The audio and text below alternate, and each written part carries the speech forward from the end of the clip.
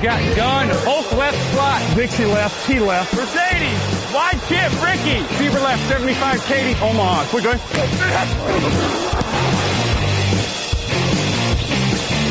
Last play of the game, who's gonna win it? Luck rolling out to the right, dumps it up to Donnie Avery, goal line, touchdown, touchdown, touchdown, touchdown! Hello, bonjour et bienvenue à tous pour l'épisode numéro 330 du podcast Jean Actuel un matin. Très heureux de vous retrouver pour votre débrief de la semaine NFL. À mes côtés cette semaine, c'est Raphaël Masmejean. Bonjour Raphaël. Salut à tous. Enregistrement matinal, Raphaël, on se demandait avant l'émission si on avait déjà enregistré si tôt. On vous le dit, il est 10h42 du matin, mode grève. On est matinaux quand c'est la grève. C'est ça. C'est original. Le podcast du mardi qui vous est présenté par le Hard Rock Café Paris avec ses soirées Game On tous les dimanches. N'hésitez pas à aller y faire un tour, le matin je savonne. Happy Hour pour ceux qui viennent voir les matchs. Beer Bucket avec 6 bières pour le prix de 5 et évidemment les rencontres, ne ratez pas ça. Le suspense en NFC, les Texans qui reprennent la main en AFC Sud, les Bills en playoff, les Patriots aussi et tout plein d'autres qualifiés. C'est le débrief de la semaine 15. On vous fait gagner encore un truc, tiens, c'est une écharpe des Chargers 2018. Oui, quand je vous dis que j'ai des trucs que j'ai gardés dans les archives, c'est une écharpe des Chargers sur un match à Londres. Ça va, il n'y a pas encore écrit dessus San Diego Chargers. Non, c'est Londres 2018, mais c'est pareil, j'ai gardé ça en stock. Voilà. Donc ce matin, j'ai commencé à envoyer des messages à ceux qui ont gagné des lots il y a 2 semaines. Voilà, j'ai fait les tirages au sort, je commence à envoyer des messages et je vais aller acheter des cartons pour envoyer les lots. Donc promis, ça va bouger dans les semaines à venir.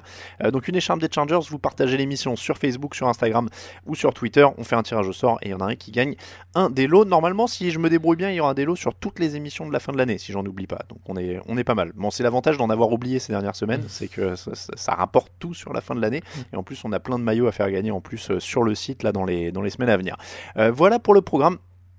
J'oublie d'ailleurs, cette émission a failli ne pas avoir lieu parce que Raphaël m'a battu en fantasy cette nuit et que j'hésitais, j'étais un peu vexé, je me disais est-ce qu'on fait quand même une émission, est-ce que je boude, je sais pas. Bon, on fait quand même, je suis bon joueur. Ouais, bon, c'est pas tous les jours, faut en profiter.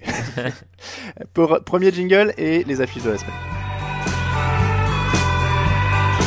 Prescott fires, pass is caught. What a catch for the touchdown.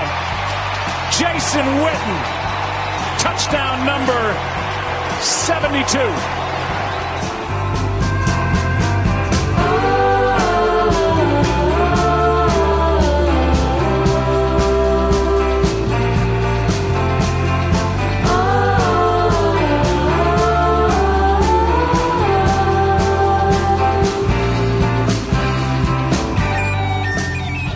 Cowboys 44, Rams 21. Raphaël, a-t-on retrouvé les Cowboys ou a-t-on définitivement perdu les Rams ?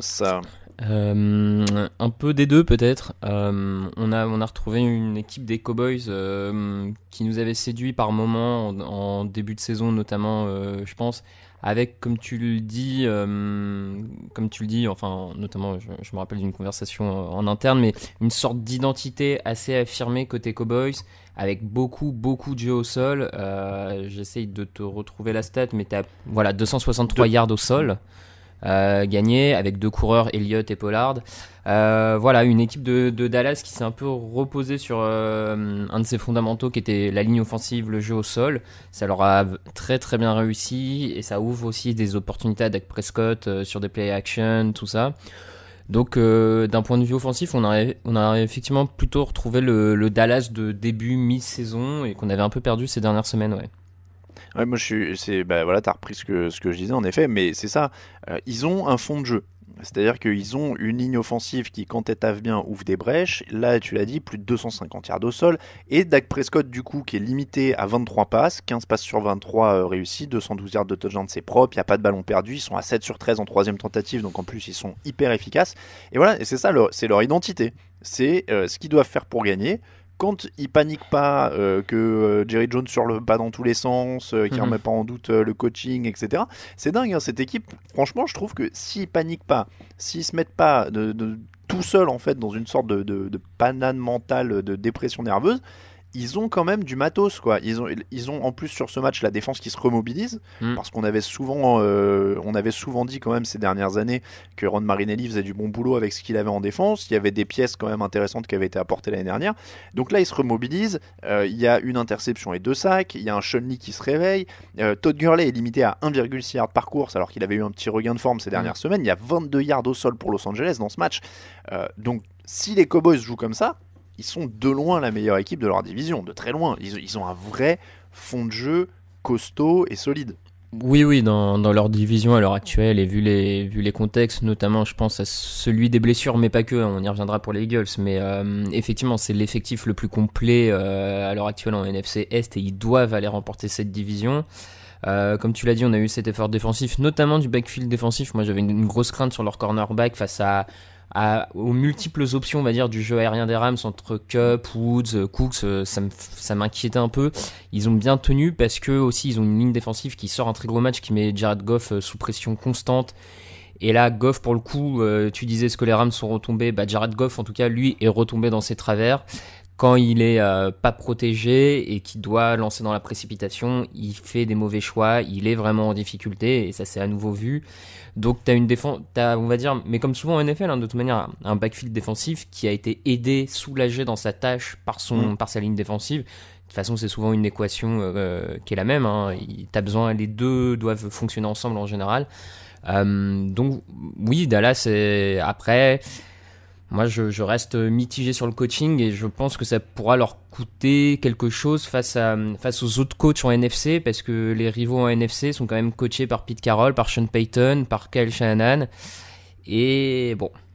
Je sais pas si la comparaison est très juste, mais il y a un côté, en effet, c'est un peu les Texans, quoi. C'est-à-dire qu'il y a du matos, donc sur certains matchs, ça va être très costaud, mais en effet, il y a des limites de coaching, ça c'est sûr. Ouais, c'est sûr et certain. Les Rams, t'en as parlé. Alors, mathématiquement, ils sont pas éliminés. C'est-à-dire que s'ils gagnent les 2 derniers matchs, que les Vikings perdent les 2 derniers, ils peuvent aller en play-off. Bon, a priori, on va quand même pas se faire trop d'illusions là-dessus. Et ce match, il a quand même révélé une des priorités de l'intersaison, qui va être de renforcer cette ligne offensive, parce que c'est quand même la base de tout l'édifice de cette attaque qui avait si bien marché ces 2 dernières années. Oui, c'est ça. Faut renforcer avant tout la ligne offensive, parce que c'est une équipe qui gagnait par l'attaque, et là, cette saison, elle l'a perdu par l'attaque, donc il faut vraiment remettre en place une attaque conquérante, une ligne offensive qui est capable d'ouvrir des brèches pour ses coureurs dans des styles de jeu appelés par Sean McVay. C'est l'investissement principal. Après, je pense qu'il y a quand même des retouches à faire en défense. On l'a vu au sol, ils sont assez exposés quand même malgré tout dans la défense au sol. C'est 263 yards en NFL, c'est quand même beaucoup à l'heure actuelle.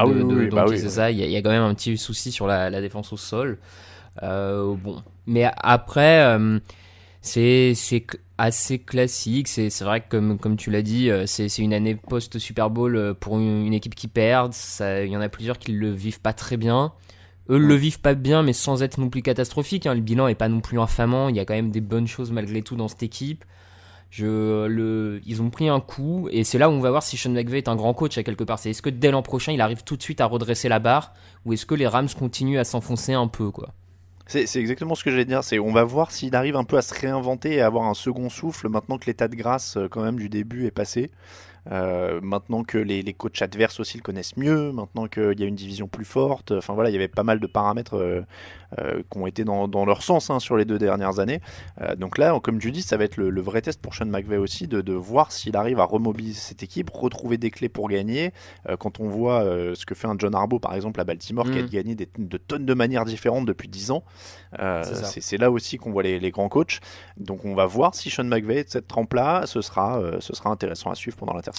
Et juste aussi, si tu me le permets, il a intérêt à être de cette trempe-là, parce que dans cette division, tu as quand même une équipe des 49ers qui a l'air d'être partie pour durer. Tu as des Seahawks qui, malgré qu'on les pensait moins bons, s'accrochent au sommet de la division. Enfin, faut pas que les Rams perdent de temps là-dessus, quoi. C'est clair. Titans 21, Texans 24.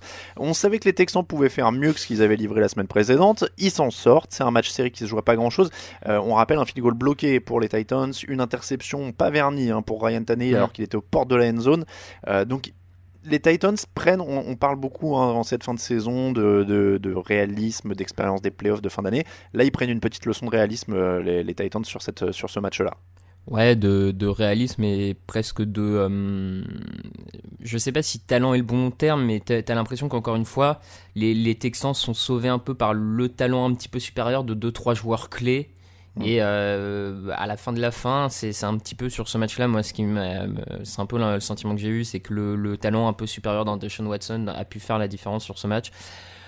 Les Titans, effectivement, prennent une leçon de réalisme. L'avantage, c'est qu'ils doivent à nouveau rencontrer les Texans et que quand on voit comment ça a été serré, ils sont pas perdants d'office sur le prochain. Hein. Sincèrement, ça se joue pas non plus à grand chose pour le coup. Alors en fait, je crois que le problème, c'est que les Texans auront le tiebreaker, ouais. Auront le tiebreaker, même si ils perdent le deuxième match. Ouais, donc, mais du coup, les Texans auront l'avantage du tiebreaker, mais les Titans, de toute manière, doivent essayer de gagner pour prendre la place à Pittsburgh, qui actuellement est le 6e, si je dis pas de bêtises. Oui, il y a cette chance-là aussi, c'est vrai. Il y a quand même, je pense qu'ils doivent avoir le même bilan que Pittsburgh, si je dis pas de bêtises. À l'heure actuelle, ils doivent. Donc bon, ils ont quand même ça encore à jouer. Après, non, mais c'est un match. Au-delà de cette question de réalisme, etc. Enfin, on découvre pas grand-chose sur ces deux équipes. Hein. Il y a rien de nouveau.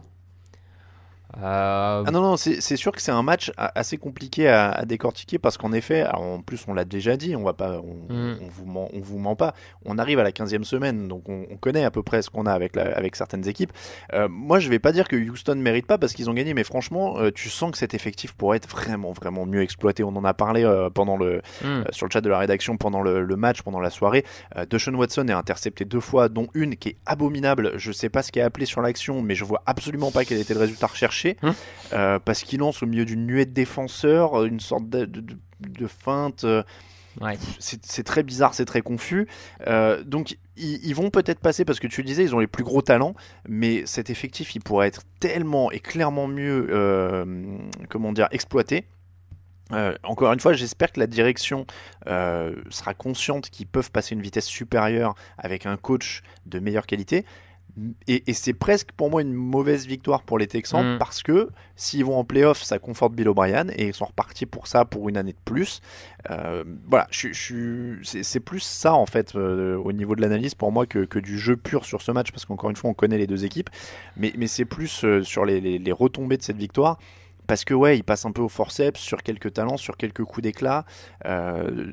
Tant mieux pour eux, encore une fois, il y a du matos et peut-être qu'ils vont arracher un match de playoff ou deux, c'est pas le problème, mais je pense pas qu'ils puissent aller au bout avec O'Brien, la manière dont ils exploitent les talents qu'ils ont, et on le voit sur ce match, comme tu l'as dit, c'est plus consistant, et tu sens presque une meilleure dynamique et une meilleure ligne directrice chez Tennessee, parce qu'ils sont fidèles à ce qu'ils font. Il y a de la progression avec A.J. Brown qui fait encore un match à 114 yards. Il y a une sorte de ligne directrice, alors que les Texans ils gagnent un peu par à coup, quoi.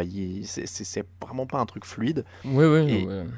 Et si Bill O'Brien pouvait faire ça depuis le temps, on le saurait. Donc, je suis d'accord. C'est un peu ce qui est inquiétant. Je le disais, A.J. Brown, ça fait 3 fois en 4 matchs qu'ils passent les 110 yards, donc ils sont en train de se trouver quand même un très très fort receveur sur cette draft. Ce qui est une sacrée nouvelle pour les Titans, ça faisait un petit moment qu'ils n'avaient pas eu un receveur numéro 1. Ouais, ils en avaient tenté quelques-uns en plus sur les drafts ces derniers temps. Les Titans jouent les Saints et les Texans pour boucler la saison. Leur problème c'est qu'il y a les Saints quand même encore derrière. Donc faut gagner les deux et espérer que les Texans perdent contre les Buccaneers la semaine prochaine s'ils veulent la division. Mais il y a aussi, tu le disais, la lutte directe avec les Steelers. Les deux équipes sont à 8-6, donc il y a aussi cet espoir-là pour Tennessee.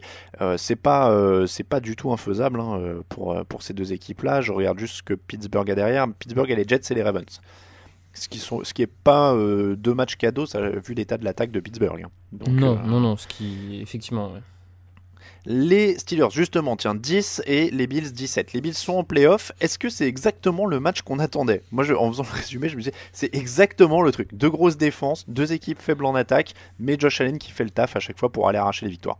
Oui, c'est exactement ce qu'on attendait. Un faible score, deux des meilleures défenses de la ligue qui bombent le torse et montrent pourquoi elles font partie des meilleures escouades avec un tas d'actions clutch, que ce soit contre la course, contre la passe. Enfin, vraiment, c'est deux escouades qui sont bâties pour les années à venir à vraiment dominer défensivement la plupart des équipes.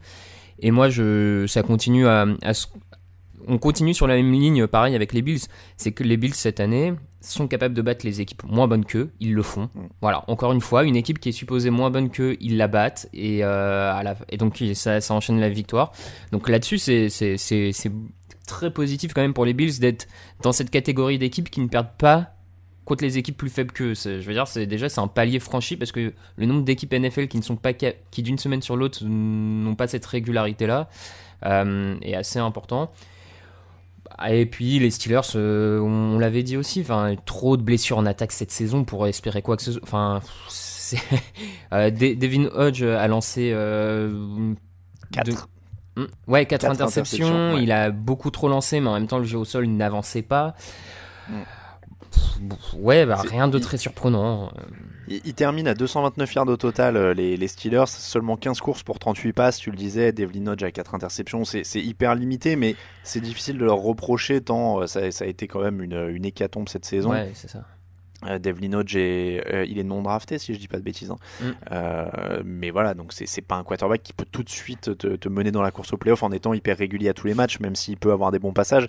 Donc voilà, il continue à composer. TJ Watt est partout en défense, leur défense est pas ridicule, ils prennent que 17 points au final, donc ils font le taf, mais c'est vrai qu'ils sont limités en attaque et que ça les encore une fois c'est un handicap. Si tu te dis qu'ils avaient leur attaque normale, ils seraient largement dans la course au playoff. Ils seraient tranquilles, quoi. Ils seraient peut-être pas au niveau de Baltimore, mais ils seraient wildcard je pense aussi, beaucoup plus aisément. Pour les Bills, c'est la première fois depuis 1999 qu'ils gagnent 10 matchs. Est-ce que tu te rappelles du quarterback à l'époque ? 99. J'espère que je dis pas une bêtise, j'ai entendu ça chez nos confrères de Randy NFL, si je dis pas de bêtises. Je crois que c'est Doug Flutie. Ah, ok. Donc on remonte à loin. Après, au niveau, je lisais des déclarations des joueurs. Je pense que cette victoire-là, et on en a pas mal parlé ces dernières années avec Sean McVay, qui avait quand même, pas Sean McVay, Sean McDermott, pardon, qui a apporté quelque chose quand même de nouveau à Buffalo. Et je crois que c'est vraiment la leçon principale. Ouais. C'est le changement de mentalité dans la franchise. Il y a Dion Dawkins, le tackle, qui disait après le match, on n'a pas gagné le Super Bowl, c'est normal pour nous maintenant d'aller en playoff. On continue, on va voir jusqu'où on va, quoi. C'était pas la célébration, c'était pas on va en playoff, c'est la folie, etc. Il est en train de les remettre dans une dynamique où ils s'habituent à gagner, où ils ont des attentes élevées, et c'est vrai que on le disait, c'est la première fois depuis 99 qu'ils gagnent 10 matchs. Ils vont en playoff 2 fois en 3 ans, alors que l'an dernier on les donnait quand même très très mal avec leur effectif au début de l'année. Donc on parlait de bon coaching sur d'autres rencontres. Voilà, clairement, c'est vraiment costaud, quoi. Oui, le coaching du côté de Buffalo, mais même ça se passe aussi dans les bureaux. Hein, le general manager qui était arrivé en même temps que McDermott, les choix à la draft sont bons. Le coaching, la mentalité, comme tu le dis, sont en train de vraiment mettre cette équipe sur des bases solides, pour l'avenir, avec des joueurs qui progressent. Donc non, c'est et comme tu dis, c'est cette histoire mais de mémoire, en plus j'ai lu au cours de la saison, je crois que c'était sur Bleacher Report, j'ai un doute, faudrait que je retrouve, mais tout un article qui parlait justement de cette mentalité Cam Nation McDermott à Buffalo, ce que certains déjà évoquaient pour des coachs comme Doug Peterson ou d'autres, une sorte, les joueurs aussi parlaient d'une sorte d'intelligence émotionnelle de leur coach, un coach qui sait être dur quand il faut, mais qui savait aussi responsabiliser ses joueurs, et t'as l'impression que voilà, et que les joueurs disaient que ça leur changeait de ce qu'ils avaient eu avant, et certains, tu comprenais, enfin, c'était je crois en plus Doug Marrone qui était nommé sans être nommé, mais enfin bon voilà. Tu sens qu'il y avait une vraie différence, et c'est en train de faire son succès à Buffalo, et c'est intéressant pour eux pour la suite, parce que a priori Tom Brady et Bill Belichick ne sont pas éternels. A priori, enfin quoique bon. A priori oui, en fait on sait plus trop sur. C'est vrai, c'est pas faux. Mais non, ça devient une équipe solide, et on l'a déjà dit, il faut voir les progrès de Josh Allen, mais ça va être un sérieux concurrent pour les années à venir. Ouais. Et on le rappelle donc, les Bills sont qualifiés pour les playoffs, les Steelers, eux, sont actuellement 6e, ils ont leur destin en main, ils jouent les Jets et les Ravens dans les 2 semaines à venir. S'ils gagnent les 2 matchs, ils sont en playoffs. peut-être que les Ravens pourraient reposer leur titulaire en plus en dernière semaine, parce qu'ils ont un match d'avance sur les Patriots. S'ils gagnent la semaine prochaine et que les Patriots perdent, ils seront seuls à la première place avec rien à jouer en semaine 17. Donc peut-être que ça pourrait faire les affaires de Pittsburgh. Voilà, bon, ça fait beaucoup de scénarios, et on rappelle, les Titans, eux, jouent Saints et Texans, donc ça va être serré pour la dernière place en playoff. Du côté de la conférence AFC, petit jingle et les autres affiches.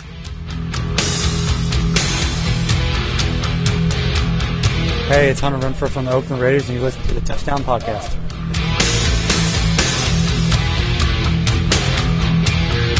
Hi, this is Darren Waller from the Oakland Raiders, and you're listening to the Touchdown Podcast. Hi, it's Trent Brown from the Oakland Raiders, and you're listening to the Touchdown Podcast.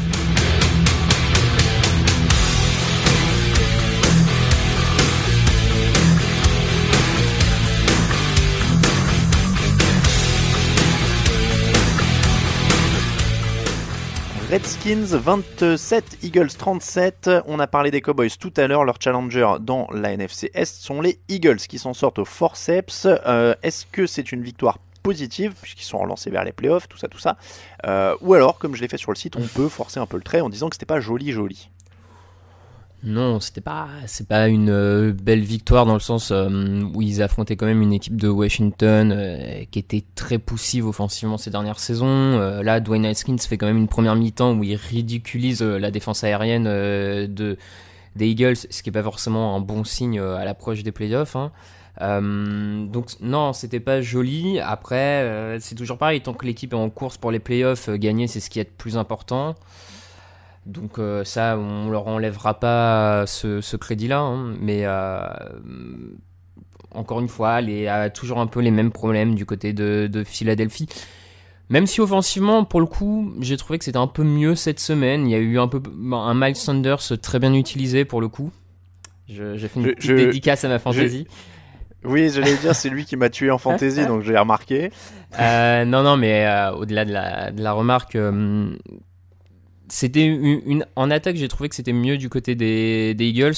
Par contre, défensivement, tu as toujours ce problème sur le backfield défensif, et ça, qui est lié aux blessures aussi, notamment. Et ça, c'est problématique, et c'est assez inquiétant pour la suite et pour le match face aux Cowboys qui s'annonce, tout simplement. Moi, je suis comme toi, c'est-à-dire qu'il y a des problèmes en défense, clairement.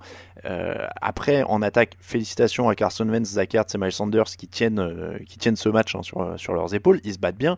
Après, voilà, on en revient à ce qu'on disait à l'entrée de l'émission sur les Cowboys. C'est quoi l'identité de Philadelphie aujourd'hui ? Personnellement, je sais pas trop. Ils vivent sur un gros match. Wentz, je l'ai défendu dans plusieurs leçons de la semaine au fil de l'année. Fait ce qu'il peut et fait du bon boulot, mais derrière, voilà, c'est la pénurie. Alors évidemment, ils ont plus que 2 receveurs actifs. Après, qu'est-ce qui les empêche d'aller en chercher d'autres ? Je sais pas. Évidemment, il y en a plus beaucoup de disponibles. Ouais. Mais ce que je veux dire, c'est qu'il y a des blessures dans toutes les équipes à ce stade de l'année. Donc, tu composes, t'essayes de faire au mieux. Alors c'est pas la faute des joueurs, là, c'est plus une question de management. Même chose pour les problèmes défensifs en couverture aérienne. C'est pas nouveau, quoi. Donc ça pour le coup, ça reste dans l'identité de l'équipe. Mais voilà, donc si tu ajoutes les blessures à ça, clairement ils sont en dessous de Dallas. Si Dallas tourne à son régime correct avec le fond de jeu qu'ils peuvent avoir, le point faible de Dallas c'est Jerry Jones, alors que pour les Eagles le point faible c'est le manque de joueurs sur le terrain. Donc c'est pas honteux, mais et j'en reviens parce que ça a titillé certains supporters des Eagles, mais c'est pas une super bonne équipe de playoff aujourd'hui. Alors j'ai forcé le trait, peut-être que l'article est maladroit, qu'il est pas adroit, j'en sais rien. Non mais alors on va pas faire ça toutes les semaines. Je prétends pas écrire des articles parfaits à chaque fois, donc si vous n'êtes pas d'accord ou que vous trouvez qu'il est mal tourné, vous pouvez me le dire gentiment. Moi ça me dérange pas qu'on me le dise gentiment. Après qu'on me traite de minable, de nul, de naze, de tout ce que vous voulez, c'est un peu plus blessant et c'est un peu moins agréable. Bon, voilà, c'est toujours mon problème avec ça, c'est-à-dire que je ne viens pas sur votre lieu de travail vous dire si vous faites bien ou pas votre boulot. Donc moi à la limite j'admets qu'on me le dise parce que c'est public, mais vous pouvez le faire poliment, j'admets. Je prétendais pas que le truc était parfait. Si c'est mal passé et que j'ai mal écrit le truc et que c'était pas suffisamment humoristique, tant pis pour moi. Voilà. Des fois on écrit moins bien que d'autres, mais ça arrive quand on écrit tous les jours. Parenthèse passée, encore une fois, donc c'est pas une équipe qui serait super bien construite en playoff. Et alors après, il y a toujours des surprises. Et leur run d'il y a 2 ans était une surprise. Mais voilà, a priori, aujourd'hui, Dallas a plus le fond de jeu pour être compétitif en playoff. C'était surtout ça le propos. Après, encore une fois, Carson Wentz, 30 sur 43, 266 yards, 3 touchdowns. C'est un bon quarterback. C'est même meilleur que Dak Prescott, d'ailleurs, je pense, si tu construis ton équipe aujourd'hui. Oui. J'irais plutôt sur Vance, effectivement. Ouais. Donc voilà, et l'heure de vérité, ils affrontent les Cowboys la semaine prochaine, donc ils pourront en l'occurrence me faire mentir la semaine prochaine si ça se passe bien. Les Redskins, donc Haskins, tu l'as dit, fait son meilleur match en carrière, du coup 19 sur 28, 261 yards de touchdown. McLaurin est à 5 réceptions, 130 yards et 1 touchdown.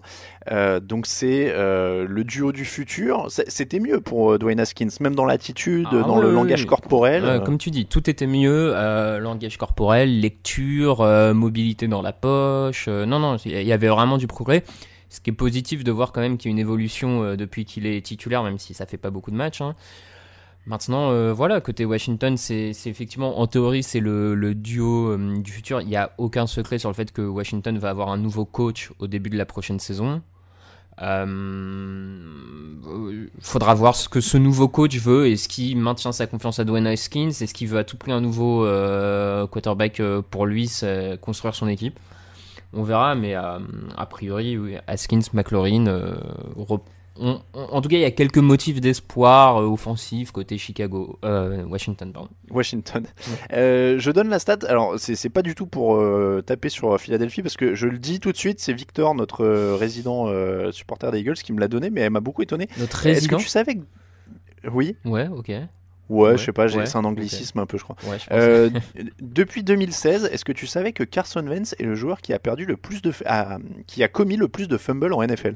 2016. Ah ouais. 46 fumbles, dont 19 perdus. Il est devant, évidemment, Jameis Winston. 44 fumbles, 21 perdus. Mais ça m'a étonné, ouais. Il m'a donné ça avant l'émission. Ah non, moi je suis pas. Effectivement, j'ai plusieurs matchs de lui en tête avec plusieurs pertes de balles, des fumbles. Je suis pas tellement étonné, à vrai dire. Oui, non, mais c'est vrai. Mais ça m'a un peu surpris quand même à ce niveau-là. 49ers 22, Falcons 29. Les 49ers perdent, mais profitent de la défaite des Rams pour se qualifier pour les playoffs pour la première fois depuis 2013. Est-ce que c'est un match de relâchement, ou alors est-ce qu'il faut s'inquiéter notamment de la blessure de Weston Richburg, leur lineman offensif? Richard Sherman n'était pas là non plus sur ce match. Ils ont eu du mal dans la défense aérienne. On a vu que l'absence effectivement de Sherman a fait, mais pas que lui. Je trouve que là sur le long terme, l'absence d'un linebacker comme Nona Alexander, qui est plutôt bon en couverture, se fait aussi de plus en plus ressentir. On a celle de Sherman, comme tu l'as dit. Donc ils ont un peu craqué face à un immense en plus Julio Jones, qui a quand même qui a voulu un peu rappeler qu'il peut être le meilleur receveur de cette ligue sans trop de problèmes. C'est pas ce qu'il y a de plus inquiétant pour les 49ers cette défaite, surtout que c'est face à une équipe d'Atlanta qui est quand même très dure à jauger, qui sont ça. Atlanta cette saison, ils se font les Saints et les 49ers, mais derrière les Saints et les Niners à l'extérieur. Ouais, non, mais c'est un peu une équipe piège, on va dire, et en plus beaucoup de fans, et ça faut leur rendre hommage, beaucoup de fans des 49ers, j'avais vu sur les réseaux sociaux, s'inquiéter de ce match en disant que ça avait tout du match piège pour perdre la tête de série, et c'est complètement ce qui s'est passé. Après, tu l'as dit aussi, le jeu au sol depuis 2 matchs est peut-être un peu moins productif. La blessure du centre Weston Richburg a une vraie influence dessus. Dans les schémas de blocage en zone, tout ça de Kyle Shanahan, ça se ressent. Bon, mais la défaite, tu dis ça va parce que les Rams sont perdants, les 49ers se qualifient, oui, mais enfin c'est quand même une défaite qui les fait passer de la première place de la NFC à la 5e. Enfin, en termes de là, la fin de saison en NFC pour la place en numéro 1 ou numéro 2, c'est quand même un sacré suspense, parce que ça se joue à une défaite près. Tu peux avoir l'avantage toute la saison, enfin toutes les playoffs, comme tu peux passer en wildcard à l'extérieur, quoi. Oui, on rappelle, les Seahawks, les Packers, les Saints et les 49ers terminent à 11 victoires au moment où on se parle. Ils sont à 11 victoires après 15 semaines. Donc oui, c'est vraiment à couteau tiré. Pour les Niners, Ils sont quand même à 3 défaites sur les 6 derniers matchs. On parle souvent d'expérience des playoffs et on en avait parlé pour eux là avant les playoffs. C'est quasiment l'expérience d'une longue saison, moi j'ai envie de te dire, qui rentre aussi parce qu'ils ont débuté à 8-0. Ouais. Et là ils rentrent dans le dur et je crois que autant que gérer les playoffs, ce que savent faire et un paramètre important dans les équipes type Baltimore, Patriots, etc. qui connaissent bien, c'est aussi de savoir gérer une saison très longue comme ça. Et en effet j'ai un peu peur que certaines blessures fassent mal, que la longueur de la saison commence à faire mal un peu et commence à piquer un peu dans les jambes. Ça m'embête un petit peu. Alors comme tu l'as dit, c'est toujours dur de voir face aux Falcons. Ça retombait parce qu'ils avaient eu une série de matchs très compliqués avant. Mais derrière, il reste les Rams et les Seahawks. C'est 2 rivaux de division, c'est 2 équipes coriaces. Ouais, c'est pas évident. Après, comme tu dis, c'est vrai qu'aussi ils sortent d'un calendrier compliqué où on va pas se mettre à paniquer totalement pour eux parce qu'il y a 2 semaines, ils vont battre New Orleans à New Orleans. Là, ils tombent dans le piège Atlanta. Bon, ça s'équilibre un peu. Mais comme tu dis, effectivement, je pense que aussi la gestion de cette saison longue où ça faisait 2 ans à San Francisco que, en gros, à partir de la semaine 10, la saison était déjà de façon finie. Il n'y avait plus rien à jouer, donc c'était presque de la revue d'effectifs que tu faisais sur les 5-6 dernières semaines où tu testais des joueurs, tu testais des choses. Là, chaque match continue à être important, donc c'est aussi une gestion, c'est un influx nerveux à gérer de la part des coachs en termes de management. Ça se fait peut-être effectivement un peu plus ressentir, un peu plus, ouais. T'as parlé de Julio Jones, il a été ciblé 20 fois dans ce match. 13 réceptions, 134 yards, le touchdown de la gagne en fin de rencontre. Rassure-moi, est-ce que Dan Quinn est en train de sauver sa place ? Je sais pas. Moi, je pense qu'il faut qu'il parte. Hein. Je continue à penser que maintenant, qu'est-ce que va choisir Dimitrov ? Qu'est-ce que vont choisir Arthur Blank, le propriétaire des Falcons ? Je sais pas. Bon. Ce serait assez délirant hein, quand même, s'il garde sa place. Ouais, ça serait assez étonnant quand même. Après, ils jouent les Jaguars et les Buccaneers. Ils peuvent peut-être finir sur 2 victoires. Ils peuvent peut-être finir à 7-9. Je sais pas. Mais ouais, ce serait assez fou. Ce sera assez fou. Saints 34, Colts 7, c'était le match du lundi soir. Il n'y a pas vraiment eu de match. Les Colts ont été complètement étouffés en attaque. Ça a surtout été le match des records. Drew Brees ultra précis, 96,7% de passes complétées. Il a 29 sur 30. C'est un délire. Ouais. Mais complet. L'ancien record appartenait quand même à Philip Rivers, 96,6% de passes complétées sur un match, c'était Philip Rivers, donc dépassé par Drew Brees, qui dépasse aussi Peyton Manning avec 540 touchdowns à la passe. Bon voilà, c'était un match à record. Après, je vois pas ce qu'on peut dire de plus sur Drew Brees qu'on n'a pas dit. C'est un des meilleurs joueurs de l'histoire, un des meilleurs quarterbacks de l'histoire. Oui, sur lui, c'est probablement le quarterback de l'histoire le plus précis. Ça, je pense que sincèrement, en termes de précision, c'est quand même assez monstrueux ce qu'il réalise saison après saison. Moi, la bonne nouvelle, je trouve, côté de Drew Brees, c'est que et je l'avais dit d'ailleurs à l'intersaison, c'est que j'avais trouvé que l'an dernier, il avait fini la saison un peu sur les rotules. Je trouvais ses lancers moins puissants. J'étais un peu inquiet sur ce qu'il allait donner en 2019-2020. Pour le moment, je retrouve pas cette sensation-là. Donc peut-être qu'il a changé un peu aussi sa façon. Il s'est peut-être entraîné différemment. Il s'est peut-être plus préservé. Donc ça peut être une bonne nouvelle. Et l'autre bonne nouvelle de ce match, c'est quand même la défense qui a fait un vrai effort collectif, notamment le backfield défensif, pour être très sérieuse. Et c'est une prestation absolument parfaite des Saints de A à Z sur ce match. Il n'y a pas. Ouais. Défensivement, en effet, ils ont complètement étouffé Indianapolis. Les Colts, du coup, qui se retrouvent. Je crois que pareil, mathématiquement, ils sont peut-être pas totalement hors course, mais voilà, c'est quasiment fini pour eux. C'est une saison un peu douce amère parce qu'il y a eu la retraite d'Andrew Luck au tout début. On les donnait point mort. Ils commencent bien et puis finalement ils échouent un petit peu. Il y a eu un moment où ils avaient l'air même capables de prendre la FC Sud. Finalement ils échouent un peu aux portes du truc. J'ai envie de dire que ça laisse quand même de l'espoir pour la suite. Ouais, ça laisse de l'espoir parce que t'as malgré tout un effectif qui est bien construit. On le voit encore cette saison. Il y a beaucoup d'argent pour l'intersaison à venir.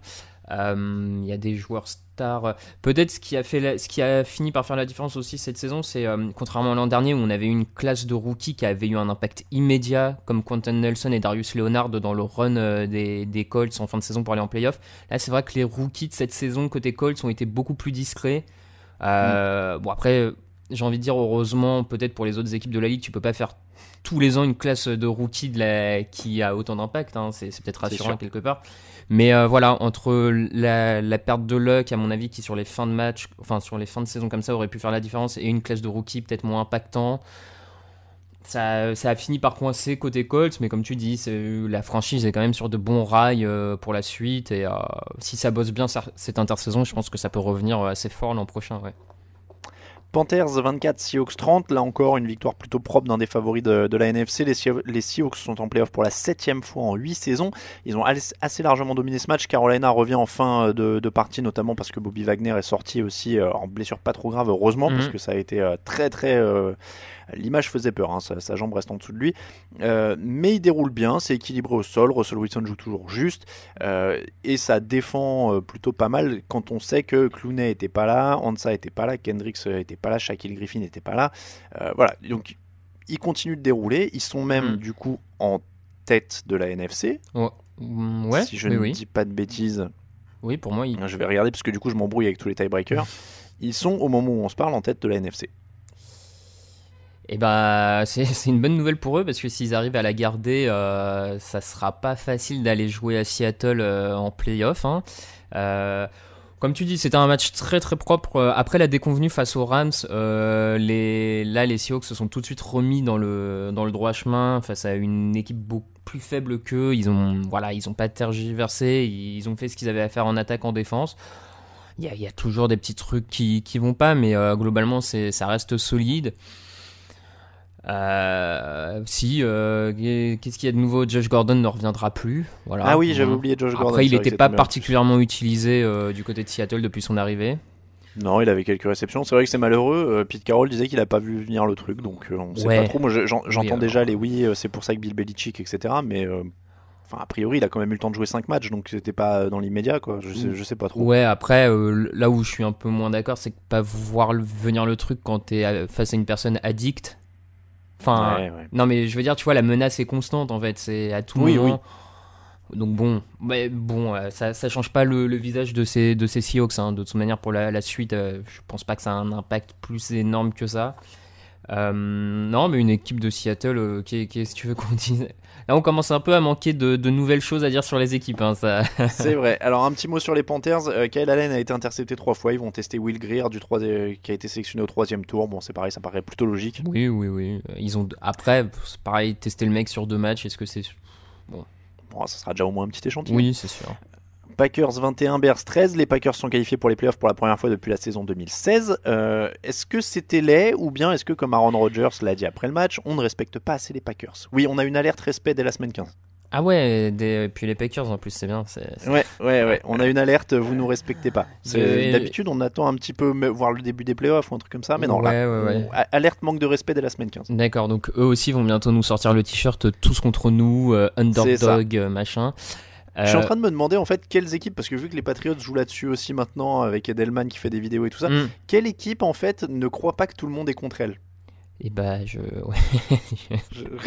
vois, en fait, toutes les équipes NFL maintenant sont personne ne croit en nous, vous nous manquez de respect et tout. C'est fatigant. Non mais ça reste assez heurté en attaque. Pareil, c'est toujours les mêmes plays, c'est-à-dire que Aaron Rodgers cherche la grosse action, ça manque un peu de rythme, il manque de receveurs.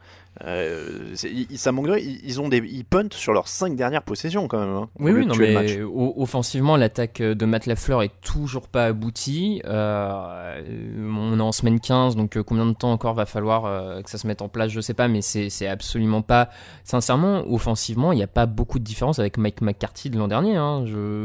Non, d'un point de vue peut-être Aaron Jones c'est plus utilisé, notamment en red zone, ou voilà.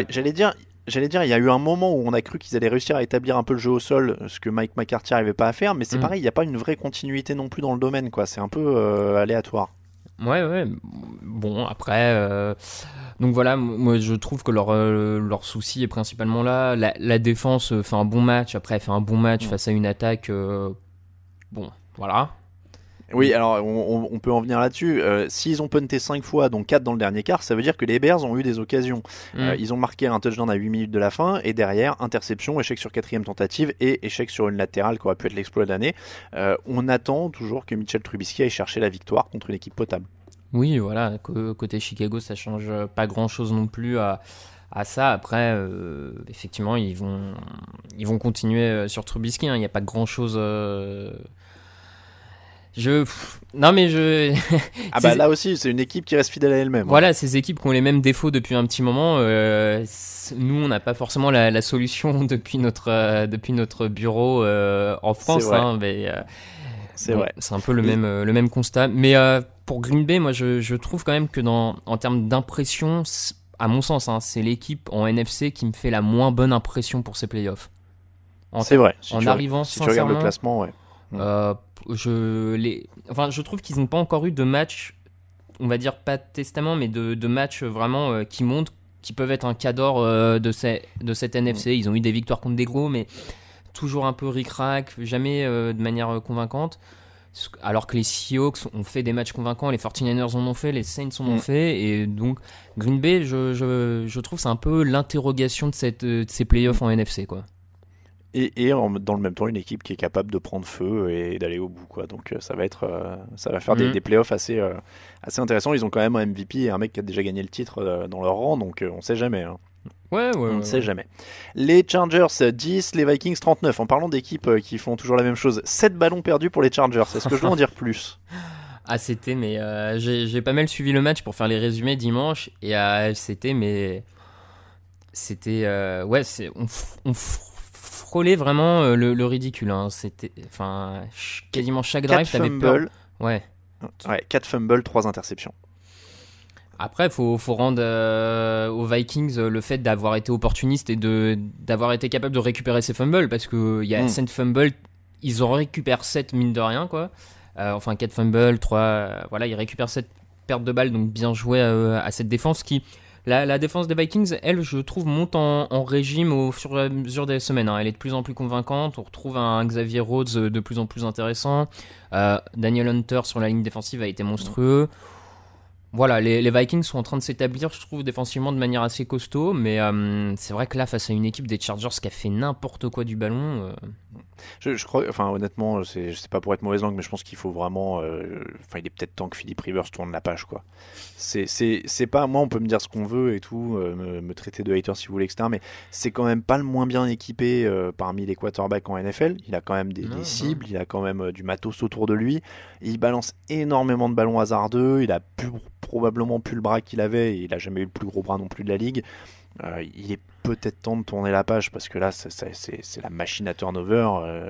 Il y a peut-être un truc à faire à Los Angeles, que ce soit coaching et quarterback, pour repartir de zéro là, avec l'entrée dans le nouveau stade. Après non, je te rejoins, mais c'est pas le seul à mon avis c'est pas le seul qui doit prendre la porte. Je pense notamment à Melvin Gordon qui a fait le malin toute l'intersaison. Je fais la grève, tout ça, je veux être payé 15 millions par an.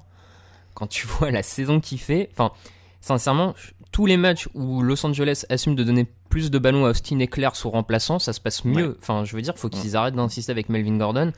Alors prenez tous exemple de comment négocier un futur contrat. Ne faites pas comme Melvin Gordon, parce que alors là... autant on soutient les grèves des joueurs la plupart du temps, autant celle-là c'était quand même une des plus inexplicables, parce que ça a jamais été un top joueur, et on avait un peu de mal à comprendre pourquoi il réclamait un des salaires les plus hauts. Chiefs 23, Broncos 3. Patrick Mahomes est né au Texas, il a été élevé au Texas, il a fait sa fac là-bas, mais alors il aime la neige. Conditions difficiles, mais une bonne attaque des Chiefs, 340 yards, 2 touchdowns pour Mahomes, attaque qui monte en puissance. Travis Kelce 11 réceptions, 142 yards, Tyreek Hill a 2 touchdowns. Il leur manque juste un peu de fond de jeu au sol, avec Damian Williams, c'est toujours pas là, mais ça enchaîne quand même plutôt bien pour une équipe de Kansas City là, qui avait l'air très à l'aise. C'était sincèrement, Mahomes, ça fait quand même une forte impression sous la neige dans ces conditions-là, une précision assez dans un quasiment blizzard, une précision à la passe assez redoutable, et même avec des lancers en profondeur, des lancers intermédiaires. Il a été capable de tout faire. Il a fait une bien meilleure impression qu'il y a 2 semaines face aux Patriots.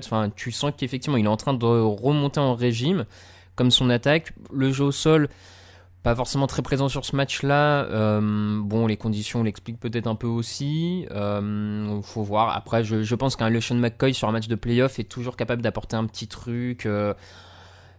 Et cette défense de Kansas City qui continue sur sa longueur d'onde, c'est-à-dire elle prend des yards, mais elle crée des big plays elle crée des turnovers. Et ça, c'est ce qui peut faire la différence en playoff. Donc, une équipe de Kansas City qui va être, je pense, assez redoutable en AFC.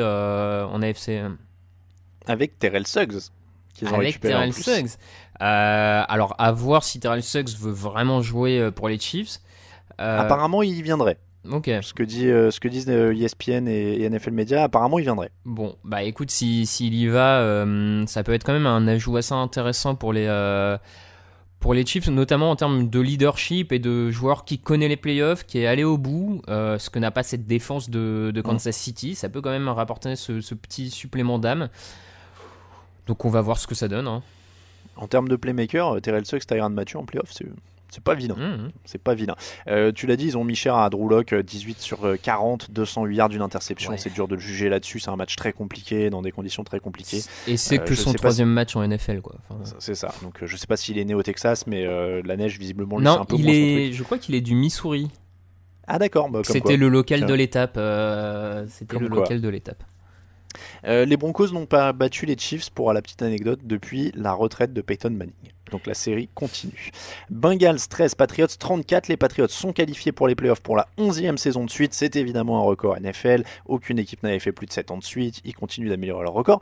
C'est encore une fois une victoire défensive. Les cornerbacks ont intercepté Andy Dalton 4 fois. Ils ont complètement mangé les receveurs adverses.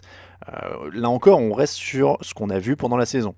Très grosse défense. Attaque qui fait les minima. C'est ça, ouais, sur ce qu'on a vu. Il y a même une première mi-temps quand même compliquée de la part de New England, qui de mémoire ne mène que 13-10 à la mi-temps. C'est ça, 13-10 à la pause. C'était très très poussif en attaque, et tu te dis heureusement que la défense était là, parce que avec une défense moins bonne, les Bengals auraient même pu être devant à la mi-temps. Et puis après, l'attaque met beaucoup de points, mais parce qu'elle se retrouve souvent dans des positions assez avantageuses grâce au turnover de la défense. Donc comme tu dis, c'est ce qu'on a dit depuis le début de la saison. Avec cette défense-là, les Patriots peuvent espérer aller jusqu'au bout. Mais il faudra pas que la défense craque, ou alors il faut que l'attaque se réveille très vite. Mais moi, plus ça va, plus j'ai du mal à croire à un réveil en particulier de cette attaque. Ils ont que 291 yards contre Cincinnati, c'est quand même loin d'être rassurant. Mohamed Sanou est en difficulté. Julian Edelman est touché au genou, on l'apprenait encore ce matin. Je crois qu'il a un problème au niveau d'un ligament, si je dis pas de bêtises, ou d'un tendon, je sais plus. Mais bref, il est gêné, il est traité régulièrement. Il a que 2 réceptions et 9 yards sur ce match, alors que c'est quand même leur cible numéro 1 et la plus régulière cette année. Donc le match efface clairement pas les doutes offensifs. Je suis comme toi, j'attends le réveil. On les enterrera pas tant qu'ils seront pas éliminés, qu'il n'y aura pas eu un coup de sifflet final, et que voilà. Mais c'est pas rassurant. Ce match est encore pas rassurant pour l'attaque. La défense reste très bonne. Stephen Gilmore en prend encore 2. C'est l'essentiel. Il continue d'avancer. Stephen Gilmore est même sur un nuage en termes de saison à titre personnel, en termes de saison de cornerback. J'en avais plus vu une aussi bonne que depuis celle de Revis, où il a le titre de défenseur de l'année. C'était 2006 de mémoire. Ça remonte, ouais 2006. Ça remonte. Bon. Les Ravens 42, les Jets 21, deuxième titre AFC Nord de suite pour les Ravens. C'était jeudi, pas vraiment de match non plus, c'est un peu comme le match des Saints, c'est un match hardcore plus qu'un match à enjeu. 3 touchdowns sur les 3 premiers drives, c'était terminé. Record de yards au sol sur une saison pour un quarterback, c'est pour Lamar Jackson. Il a l'air quand même de conforter tranquillement le titre de MVP là, ces 2 dernières semaines. En tout cas, sur l'impression, sur le visuel et sur les matchs en prime time qu'il réalise, oui, il a l'air de confirmer. En plus, Baltimore va a priori avoir la tête de division de AFC, et je pense même le meilleur bilan de la ligue. Donc ça paraît compliqué de pas récompenser le meilleur joueur de la meilleure équipe de la ligue sur la saison, c'est sûr. Hein. Après, si on reprend vraiment la définition de valuable, je suis pas certain que sur cette saison il soit plus valuable que Russell Wilson. Par rapport au casting qui l'entoure, tu vois, j'en suis pas certain. Mais c'est l'éternelle question. Ouais. Mais sincèrement, tu peux pas crier au scandale si on le file à Lamar Jackson. Bon.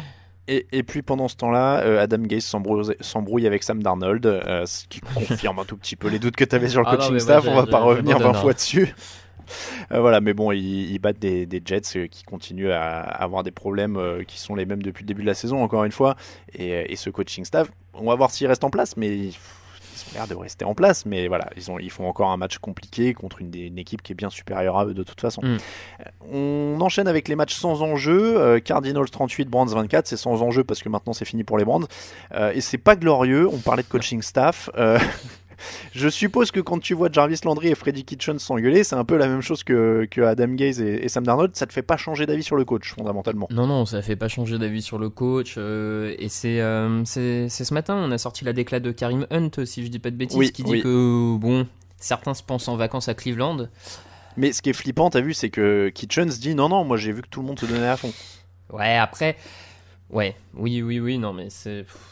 Parce que tout à l'heure, c'est quand tu parlais de... Je voulais pas faire dévier la discussion, mais tout à l'heure, quand on parlait de Sean McDermott, t'as dit il sait être dur quand il faut, mais il sait aussi... Qu'est-ce que t'avais dit ? Lâcher un peu du lest, enfin l'idée quoi.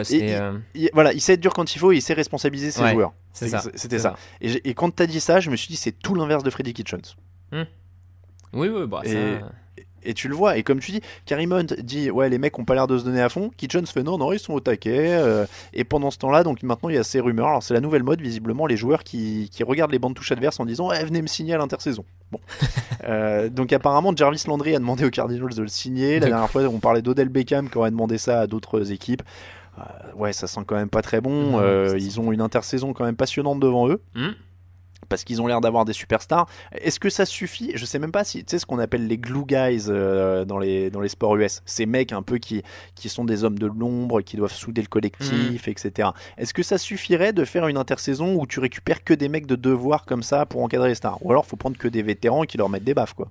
Oui, peut-être un peu des deux, mais il faut aussi le coaching staff qui va avec. Il y a un moment, de toute manière, sans le bon coaching staff, je pense qu'on sous-estime peut-être un peu quand même non, je sais pas si on le sous-estime, mais en NFL, quand t'as à gérer 53 mecs, il faut un coaching staff. Je sais pas, c'est pas pour comparer avec d'autres sports, mais quand au handball tu utilises 10 joueurs, je pense que la gestion d'un vestiaire de 10 mecs, c'est pas la même que celle d'un vestiaire de 53 types, et tu peux pas avoir les mêmes attentes, tu peux pas te comporter de la même manière, et il te faut un coaching staff. Et à Cleveland ils l'ont pas, et je pense que c'est surtout ça avant tout, c'est cette histoire de coaching staff. Et c'est vrai que en un sens, je sais pas si la comparaison est juste, mais j'ai l'impression que quand tu dis ça, ça me fait penser en basket ou en foot même, où tu as 5 mecs, 10 mecs, 15 mecs, 20 mecs, tu gères un groupe, alors que en NFL tu gères quasiment une entreprise en fait. Ouais, non mais je pense qu'il y a un peu de ça, Enfin, complètement. Je pense qu'il y a ce côté-là un peu beaucoup plus grand en NFL à gérer, et qu'il te faut un coach qui a les épaules pour ça. Ou alors, en tout cas, si le coach veut pas s'embêter dans ces trucs de gestion, qu'il soit bien entouré, bien accompagné. Et ce qui n'est pas forcément le cas. Les Cardinals, c'est beaucoup plus positif. 445 yards en attaque, 4 touchdowns pour Kenyon Drake, Kyler Murray un peu plus complet, 56 yards au sol, 19 sur 25 à la passe. Là, ça repart de l'avant, ça continue à construire. C'est une saison de haut et de bas, mais ça construit. Oui, c'est ça. C'est saison de haut et de bas. Je trouve que c'était bien quand même, avant de finir cette saison, de regagner un ou deux matchs pour reprendre ce qu'ils avaient fait un peu en début de saison, où il y avait des belles victoires, et pas enchaîner sur une fin de saison à 6-7 défaites où tu te poses quelques questions. Là, ça permet quand même de relancer une bonne dynamique. Après, il y a du boulot dans plusieurs secteurs. Faudra voir ce que ça donne à l'intersaison.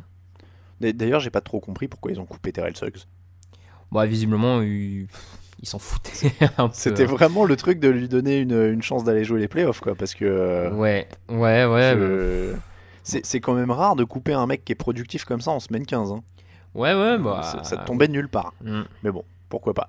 Les Raiders 16, les Jaguars 20, dernier match des Raiders à Oakland, défaite en toute fin de match avec des choix de jeu timides, une extinction des feux en deuxième mi-temps, c'était pas glorieux. La saison finit mal, mais alors on a eu le débat dans la rédaction, notamment avec certains supporters des Raiders de la rédaction. Faut peut-être pas oublier le positif quand même, non ? Je sais pas, ça reste une saison globalement positive. Non, je pense que de ce match forcément sort le fait que c'est le dernier match à Oakland et tu le finis de cette manière-là, c'est un peu triste, parce que je pense que tout le monde aurait aimé une belle victoire pour quitter Oakland et voilà, faire un bel hommage, des adieux un peu plus corrects, parce que là, le scénario du match, c'est 2 field goals ratés à la fin, ce drive où il laisse Gardner Minshew totalement remonter le terrain. Forcément, ça... Mais en même temps, c'est un peu Oakland, il y a un côté aussi un peu rock'n'roll à perdre comme ça ce dernier match. C'est presque plus rock'n'roll de perdre le dernier match à la maison que de le gagner de manière propre et lisse. Ça ressemble presque plus aux Raiders à quelque part. Mais comme tu dis, il faut pas oublier le positif. Une classe de rookies de bon niveau qui a tout de suite apporté. Un Derek Carr qui s'est bien remis d'une saison dernière un peu compliquée. Une ligne offensive qui a progressé malgré les doutes qu'on pouvait avoir sur Tom Cable. Et un bilan qui est loin d'être infamant pour une équipe avec autant de trous et un effectif, à mon sens, sur le papier, qui était un des plus faibles de la ligue avant de débuter cette saison. Donc, clairement. Donc bon, voilà, encore une fois, ça passe pas sur ce match, mais il y a des points d'espoir pour la suite et pour Las Vegas. 17 points pour les Jaguars dans les 16 dernières minutes. Gardner Minshew est à 17 sur 29, 200 yards de touchdown. Il continue de marquer des points dans son style. Il marque des points dans son style. J'ai l'impression aussi qu'il a l'air d'avoir un peu plus le soutien de ses coéquipiers, notamment de Leonard Fournette. J'ai l'impression qu'il y a peut-être un peu plus de trucs autour de lui. Là, du côté des Jaguars, la décision c'est est-ce que tu continues avec Minshew ou pas. Moi, je serais d'accord. Pardon, je t'ai coupé, j'allais dire qu'il y a l'air d'y avoir une meilleure dynamique, mais pardon, t'allais dire ouais, quoi ? Non, mais c'est ça, moi je continuerai avec lui. Il y a l'air d'avoir quand même quelque chose qui se crée autour de ce jeune quarterback à chaque fois qu'il est sur le terrain. C'est pas parfait, il y a beaucoup d'erreurs. Mais il y a ces drives de fin de match, c'est pas le premier qui fait. Il y a quelque chose, Donc, et puis Jacksonville, c'est quand même, je trouve, une équipe qui a besoin un peu d'attirer un peu de hype. Et je pense que Minshew peut être un peu plus une solution que même si vu le rapport qui est sorti là du syndicat des joueurs, ça va être compliqué d'attirer des. Oui. Alors, on rappelle pour ceux qui n'ont pas suivi dans le petit déj de ce matin, donc ce mardi sur Touchdown Actu, le syndicat des joueurs a fini par avoir un arbitrage par un médiateur dans une affaire où les Jaguars en fait voulaient absolument que les joueurs viennent je savonne, avoir leurs soins et leur traitement d'intersaison pendant l'intersaison à chaque fois dans les locaux de l'équipe. C'est-à-dire qu'ils ne pouvaient pas avoir leur propre médecin ou aller voir un médecin ailleurs, etc. Il fallait qu'ils viennent à Jacksonville dans les locaux de l'équipe et sinon ils prenaient une amende. Sauf que le syndicat des joueurs plaidait qu'ils ne sont pas obligés pendant l'intersaison d'être constamment dans les locaux de l'équipe. Le médiateur a donné raison au syndicat et donc en fait on a appris qu'ils avaient mis à l'amende un joueur 25 fois en 2018 pour $700,000 d'amende parce qu'il n'était pas venu faire ses soins en plein printemps dans les locaux. Donc c'est comment il s'appelle, c'est Dante Fowler en l'occurrence d'ailleurs qui s'est désigné sur Twitter comme étant ce gars-là. Jalen Ramsey en a rajouté une couche derrière. Allen Robinson aussi. Allen Robinson aussi. Enfin ils ont tous rigolé sur Twitter et le communiqué du syndicat des joueurs est d'une violence terrible parce qu'en effet il dit 25% des plaintes qu'on a reçues sur tout l'ensemble de la NFL, 25% des plaintes qu'on a reçues viennent de joueurs des Jaguars. Pensez-y avant de choisir votre prochaine équipe. Ouais, c'est terrible. Wow, c'est d'une violence. Mais alors, voilà. Donc voilà. Ouais. Un point pour les syndicats. Lions 17, Buccaneers 38. 5 interceptions pour Jameis Winston sur les premiers drives cette saison. Tu te rends compte ? Il l'a encore fait. Premier drive, 8 interceptions. 5 fois. Et le plus dingue, son bilan dans ces matchs, 4 victoires, 1 défaite. C'est-à-dire que le mec se chauffe avec une interception à chaque fois et il gagne 4 fois sur 5. 4 victoires de suite pour Tampa, mine de rien. Est-ce qu'ils pourraient gâcher la fin de saison des Texans d'ailleurs, qui jouent la semaine prochaine ? Oui, ils peuvent. Ils sont loin d'avoir perdu face aux Texans et l'irrégularité des Texans. Ça peut être un match d'ailleurs avec beaucoup de points, beaucoup de passes. Je pense d'ailleurs qu'il va être très sympa à regarder celui-là. Le Texan Buccaneers a un beau potentiel action sympa. Ils peuvent gâcher. Après, ils peuvent finir la saison pas loin d'un bilan équilibré côté Tampa. J'annonce, ils gardent Jameis Winston. Oui. Bah en même temps. Moi, je leur reproche pas, tu vois. En tant que spectateur neutre, personnellement. Ah non, faut qu'ils restent. Hein. Mais ils feront pas mieux l'année prochaine, ce sera pareil, quoi. Ouais. Mais c'est dingue, hein. Après c'est dingue, il a un talent de dingue ce mec. Il a pas Mike Evans, il a Chris Godwin qui se blesse, le mec il continue à lancer et plus de 100 yards. Il a 2 receveurs à plus de 100 yards, Breshad Perryman à plus de 100 yards. Breshad Perryman, on savait même plus qui jouait à Tampa, quoi. Mais voilà, il leur met 450 455 ou 456, enfin un truc de dingue. Deuxième match de suite, C'est ça, je crois que c'est le premier mec à 2 matchs de suite à plus de 450 yards. Enfin, c'est un délire, il a un talent incroyable. Donc oui, qu'il le garde. Après, voilà, les Lions prennent encore 495 yards sur le nez, par contre, hein, on dit ça, Matt Patricia, coach défensif, tout ça. Oui, Patricia, c'est un peu compliqué là quand même. On termine avec le Giants-Dolphins, 36-20 pour les Giants. Les Dolphins ont autorisé plus de 400 yards aux Giants et ils ont pris 3 sacs contre ces mêmes Giants. Ça dit quand même la galère sur les lignes pour Miami. Pour te résumer, ils ont la pire attaque au sol, le plus de sacs autorisés et la pire défense. Donc là, les lignes, ça semble être une priorité de recrutement. Je veux dire, on le savait depuis le début de la saison, hein, c'est une équipe qui est en chantier total. Il y a eu un peu de mieux avec quelques victoires cette saison qui ont montré que les joueurs avaient du caractère, mais c'est quand même une équipe beaucoup trop faible à l'heure actuelle, quoi. Quand tu vois le gâchis quand même de la période Adam Gase, parce que j'ai l'impression qu'on donne des noms de joueurs qui ont brillé ces derniers temps, et à chaque fois tu dis ah mince, il jouait pas pour Adam Gase à Miami. Ryan Tannehill, Devante Parker, Kenyan Drake, toujours à Miami, mais voilà, Kenyan Drake, voilà, Laremy Tunsil qui est parti au Texans et qui va peut-être jouer les playoffs. Tu te dis que le mec avait quand même Tannehill, Tunsil, Kenyan Drake, Devante Parker sous la main. Il pouvait faire un peu mieux en attaque. Et pardon, il pouvait faire mieux en attaque, ouais. Non mais clairement, voilà, il y avait quelques petits trucs, quoi. Il avait Ndamu Kongsu en défense qui a joué le Super Bowl l'an dernier avec les Rams. Il y avait un peu de matos, quoi, quand même. Il y avait un certain Cameron Wake. Il y avait quelques joueurs. Hein. Ouais, c'est assez dingue. Les Giants gagnent malgré 3 interceptions. Eli Manning est allé chercher la fin de match. C'est du Eli Manning. Il y avait du déchet et de la victoire. Oui, c'est complètement du Eli Manning. C'est bien que pour son dernier match à New York, il gagne. C'est sympa pour pour sa petite tournée d'adieu, on va dire. Hein. Ça, c'est le côté sympa. Après, les Giants, c'est pareil. Hein. Là, ils gagnent parce que c'est Miami, mais oui, c'est faiblard. Ouais. Allez, les tops et les flops, justement, on va reparler un peu de tout ça.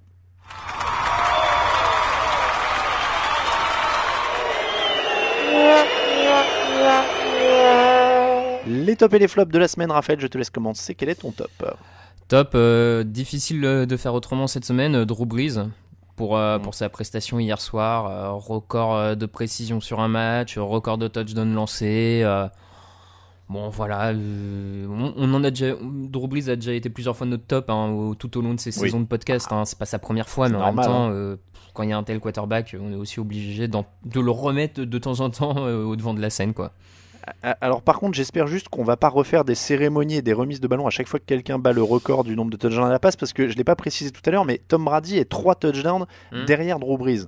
Donc ça veut dire que Brady peut repasser devant la semaine prochaine, et puis que Brees peut rebattre le record la semaine d'après, et ainsi de suite, et ainsi de suite. S'il y en a un qui loupe un match, l'autre passe devant, et c'est bon. Donc j'espère qu'à un moment on fera un bilan quand il y en a un qui prend sa retraite, et on dira celui-là passe, et on fait une cérémonie maintenant, parce que sinon on va en faire toutes les semaines. Le top, c'est pour ça que je t'ai pas laissé je t'ai laissé en parler, mais j'en ai pas rajouté, je veux dire, parce que moi je l'avais gardé en top. C'était l'hommage de New York à Eli Manning. Parce que j'ai trouvé ça en effet assez digne et assez représentatif de cette franchise ces 15-20 dernières années où c'est pas toujours le top, c'est pas toujours étincelant, mais il y a aussi des bons résultats, etc. Mais tout ça dans une sorte de respect pour Eli Manning, même si j'ai parfois plaidé qu'il aurait dû être sur le banc plus tôt, mais il y a ça force le respect quand même. Ils étaient là, les supporters des Giants, pour supporter, alors que c'était quand même un match sans enjeu entre deux très mauvaises équipes, et ça a été très classe et ça a été très sympa. Donc je trouve que ça méritait d'être souligné. Ton flop? Mon flop, forcément la fin de match des Raiders avec ces 2 field goals ratés, ce jeu très conservateur où ils n'ont fait que faire courir Josh Jacobs en disant allez, ça va aller, on va courir un petit peu, faire baisser le chrono. C'est un peu dommage de quitter Oakland de cette manière-là. Voilà, un peu dommage. Moi, c'était mon flop aussi, pour contrebalancer avec l'hommage de New York à Eli Manning. Les adieux des Raiders à Oakland sont quand même un peu ratés. Alors, il n'y a pas de bonne manière de dire adieu à une franchise. Non, ou alors quitte à les rater, il fallait les rater, mais de manière vraiment spectaculaire, avec une bagarre géante au milieu. Enfin, tu vois, vraiment. Toi, tu voulais l'anarchie, quoi. Non, mais quitte à rater et pas avoir la victoire, autant avoir une défaite, mais tu vois, dans le côté un peu le black hole qui vient sur le terrain, qui se bat, enfin, tu vois, histoire de un peu, quoi.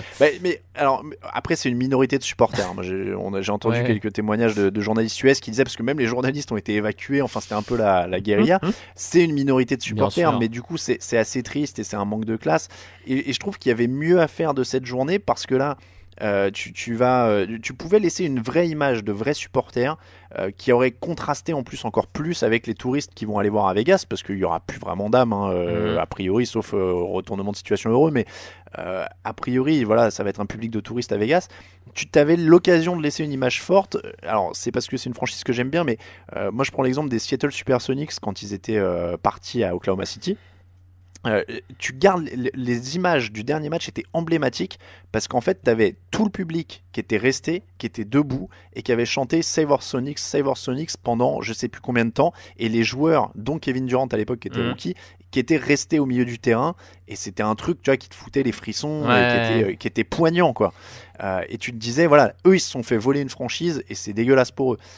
Là ils se retrouvent, malheureusement on vit aussi à une époque d'apparence, de réseaux sociaux, de machin.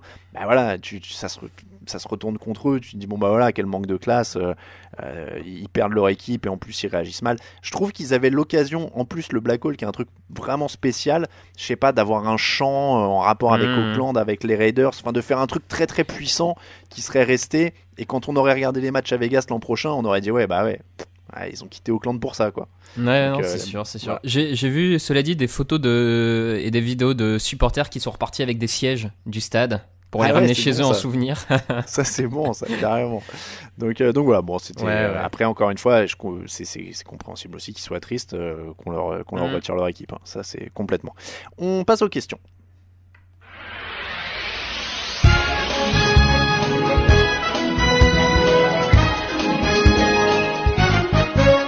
Les questions de la semaine, Raphaël. Alors il y en a forcément un peu moins que d'habitude parce que comme on enregistre très tôt, et que j'ai mis l'article sur le site à la même heure que d'habitude, ça n'a pas laissé le temps d'en rentrer énormément. Tiens, alors je réponds à une question de Skull Vikings très brièvement, qui demandait, alors il posait une question sur le générique de fin et il disait, maintenant que je connais les paroles, est-ce qu'on a le nom de l'interprète? Merci l'équipe. Je le rappelle, c'est le groupe Kickban qui interprète notre générique de fin et on les remercie encore. Question de Jean Bassoncoup. Fin de semaine 15, largement le temps de se lancer dans les pronos playoffs. Je mise Saints 49ers en finale NFC, Ravens Chiefs en AFC et les Saints qui tapent les Ravens au Super Bowl. Quels sont les vôtres? C'est l'heure du pronostic Super Bowl. Allez, on commence par l'AFC. Et ben moi allez les Chiefs. Ouais, moi je vais sur une finale Chiefs Ravens en AFC. Ouais. Et en NFC, je vais sur une finale Seahawks Saints. C'est plus dur à dire pour la NFC parce qu'on est moins sûr des têtes de série en plus. Ouais, c'est ça, c'est assez compliqué. Donc Seahawks Saints, hein, ouais, allez. Ouais, c'est très joli. Donc, et ton Super Bowl du coup? Et ben mon Super Bowl, j'y vais sur Ravens Saints. Et victoire? Victoire Ravens. Allez, Ravens. Et ben moi je vais te dire Ravens Chiefs, et les Chiefs passent. Allez, MVP Mahomes qui passe, tu vois, qui se venge parce qu'il aura pas le MVP, du coup il met une petite leçon à Lamar Jackson et il va en finale, enfin il va au Super Bowl. Vas-y. Oui. Et en plus, si je dis pas de bêtises, le vainqueur du MVP gagne jamais le Super Bowl. Non, on en a parlé dans le fauteuil, c'est un truc de dingue. Depuis 99 et Kurt Warner, personne ne l'a fait. Et le plus dingue que je trouve, c'est qu'il y a 7 MVP qui ont joué le Super Bowl et perdu. Ouais, non, c'est. Donc c'est assez dingue. Donc moi je vais dire que Mahomes y va. Et de l'autre côté, je vais parier sur un coup de chaud des Packers. Tiens, voilà, on en parlait. Ah, j'ai du mal. Un coup de chaud des Packers contre les Saints en finale NFC. Et je vais dire quand même que les Saints passent. Donc un Super Bowl Saints-Chiefs. Et une victoire des Saints parce qu'ils ont la meilleure défense. Allez, je vais partir là-dessus. Question de Fast Nico 6. À l'heure de la rédaction de cette question, je viens d'apprendre la suspension encore de Josh Gordon. La question est-elle, le reverra-t-on un jour réellement en NFL? Je crois qu'il a des choses à soigner avant là maintenant. Ouais, je pense aussi. Tarsvelder, salut à toute l'équipe. Lamar Jackson a-t-il largué les autres dans la course au MVP? On l'a déjà dit un peu, ça semble... voilà. Kitchens fait-il de la mauvaise mayonnaise aux Browns? Bon, c'est pareil, on a un peu répondu, hein. Ouais. On n'est pas convaincu. Quel coach qui mériterait d'être victime du Black Monday voyez-vous survivre aux réductions de tête? Alors on a dit Dan Quinn, a priori ça devrait passer quand même. Dan Quinn pourrait survivre, ouais. Ah, oui, non, je voulais dire passer, je devrais dire, je pense qu'il va être viré quand même. Ouais, mais bon, parmi les coachs en danger, je pense que c'est peut-être celui qui a le plus de chances. Enfin, cela dit, Adam Gase pour moi devrait partir, mais il a peut-être aussi une chance de se sauver. Oui. Anthony Lynn aux Chargers ou pas? Je sais pas trop quoi en penser d'Anthony Lynn, hein. Sincèrement, Il est quand même à 5-9 avec un effectif qui valait mieux que ça. Hein. Ouais, c'est vrai. Mais l'an dernier, il fait une bonne saison, donc... Bon, Kitchens va survivre, je sais pas si on le considère comme un en danger. Mais ouais, je pense qu'il y passe pas, moi. Mais... Garrett, ça c'est intéressant. Garrett, ouais, c'est pas improbable qu'il saute aussi. Hein. Jason Garrett, c'est un des cas les plus intéressants. Hein, parce qu'avec Jerry Jones, on sait jamais. C'est-à-dire qu'après la victoire contre les Rams, il pourrait lui tendre une prolongation de contrat de 5 ans. Hein. Donc, bon. Et puis, pourquoi les 49ers ont plombé mon super combiné où j'aurais dû gagner 12 fois ma mise? Ça arrive. Hein, ça, c'est les risques du métier. En replay, Baker Mayfield a lancé autant de touchdowns que d'interceptions cette saison avec 17. Quand on rajoute à ça sa capacité à provoquer du drame à chaque semaine, les Browns ont-ils vraiment trouvé leur quarterback du futur? Bah, en tout cas, il est ce qui s'y ressemble le plus dans cette franchise depuis 20 ans. C'est quand même le. Oui, quand même. Donc, faut voir d'où ils partent. Ouais, c'est ça. Il faut voir d'où ils partent. Moi, je pense qu'il y a quand même des bonnes choses chez Baker Mayfield et maintenant, il faut trouver le coach qui est capable de l'exploiter. Cleveland doit continuer encore avec Baker Mayfield. Ouais, je pense aussi. Ils peuvent pas se remettre dans la précarité qu'ils ont connue avant tout de suite là. Je vais choquer l'assistance, mais est-ce que par exemple un Stephon Gilmore mérite d'être nommé parmi les MVP? Question de M16. C'est toujours pareil. Il pourrait, oui, il démériterait pas d'être nommé parmi les MVP, mais on sait à quel point pour un défenseur c'est compliqué de l'avoir. Et puis comment dire, un Aaron Donald il y a l'année dernière, la stat des sacs elle est un peu glamour aussi. Oui, non mais pour un cornerback c'est plus dur de quantifier pour un corner. Ouais, pour un cornerback c'est encore plus compliqué que pour un pass rusher, ça c'est évident. Donc je pense qu'il aura pas de voix, mais en soi oui, c'est un des joueurs les plus importants de la ligue et il pourrait être mentionné sans que ce soit honteux, ouais, clairement. Il y avait une question de Stéphane qui disait qu'il avait réussi votre combiné Raphaël et Raoul, donc qui vous remerciait dans l'émission de jeudi. Il y a Eagles43 qui me demandait pourquoi tant de Eagles bashing et qui écrit underdog en all caps. Bon, encore une fois, je comprends qu'on me taquine là-dessus, mais évidemment j'ai rien contre les Eagles ou contre d'autres équipes en particulier. Je l'ai déjà dit, il n'y a pas de souci, et je l'ai déjà dit. Je comprends que certains aient pu ne pas apprécier la tournure du papier, qu'il aurait peut-être pu être mieux écrit, il n'y a pas de souci. LW75, classement des yards lancés. Winston, Prescott, Rivers, Goff, Ryan. Et classement des yards courus pour les quarterbacks. Jackson, Murray, Allen, Watson et Wilson. Que vous inspire ces top 5? C'est vrai que le top 5 des yards lancés, Winston, Prescott, Rivers, Goff, Ryan, il montre pas une énorme corrélation entre le nombre de yards lancés et la victoire, en tout cas les playoffs quoi. Oui, pas qu'un peu même. Et il montre même pas forcément en plus de corrélation avec le niveau intrinsèque du quarterback, on va dire, ou en tout cas son positionnement comme on l'imagine dans les meilleurs quarterbacks de la ligue. Parce que là, dans les 5 que t'as, en dehors de Matt Ryan que je classerais comme top 10 quarterback, tu vois, les autres je les mettrais pas dedans à mon avis. Donc non, c'est clair.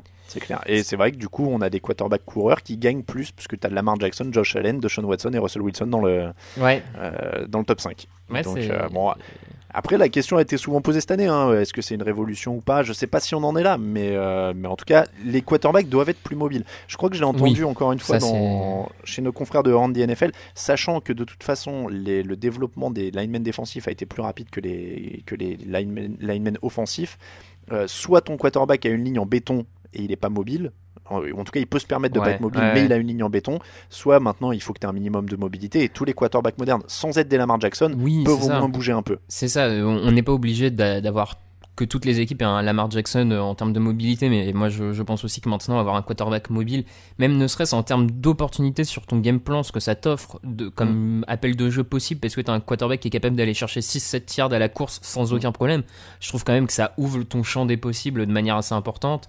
Donc je pense que les équipes NFL vont de plus en plus faire attention à ça, et on va de moins en moins avoir de quarterbacks incapables de...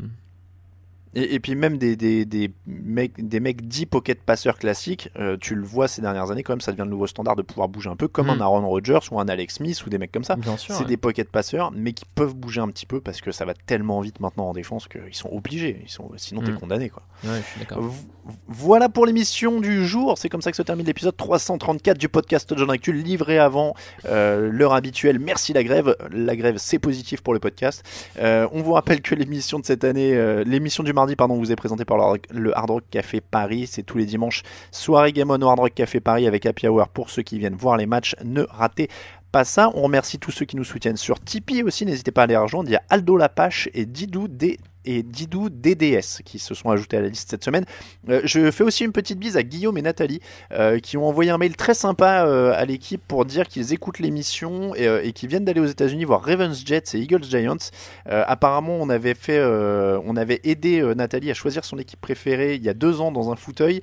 On lui avait proposé les Eagles et cette année-là ils avaient gagné en plus, donc elle est allée voir les Eagles en vrai pour la première fois et voilà, leur mail était très gentil et ça fait toujours immensément plaisir de recevoir des mails sympas, des mails sympas comme ça qui montrent votre soutien et que vous appréciez l'émission. Évidemment ça nous fait toujours très plaisir, donc merci beaucoup à Guillaume et Nathalie. Voilà, je voulais leur faire un petit bonjour.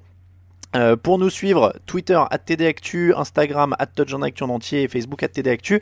Raphaël _TDA pour Raphaël sur Twitter si vous voulez avoir des nouvelles de ce qui se passe dans le Calcio et la Juventus. Notamment, ouais. Attends, est-ce que tu tweets plus sur la Juve que sur le foot US? Presque. En tout cas, avec plus d'émotion et d'énervement sans doute. Ça, ouais, je me disais. Donc Raphaël _TDA, @AlainMattei pour moi-même. Bon, moi je suis un peu moins actif. @RaoulVDG, @Yellow Radio Say et @Camille Saraben pour nos camarades qui ne sont pas là aujourd'hui, mais que vous retrouverez très bientôt. Je crois que j'ai tout dit pour les réseaux sociaux. Tiens, un petit point émission. Jeudi, vous aurez l'émission Star Wars. Alors, on s'adapte. On est en train de s'adapter les conditions de tournage selon la grève aussi, mais a priori, elle sera là. Même si on va peut-être pas pouvoir voir tous le film ensemble. Et puis, l'émission classique du jeudi, ça devrait être avec Raoul et Grégory, notre équipe du jeudi pendant la grève aussi. Merci beaucoup, Raphaël. Eh ben, merci à toi. Et on vous rappelle que toute l'actu de la NFL, c'est sur tdactu.com. On vous souhaite une très bonne semaine à tous. Ciao, ciao. Les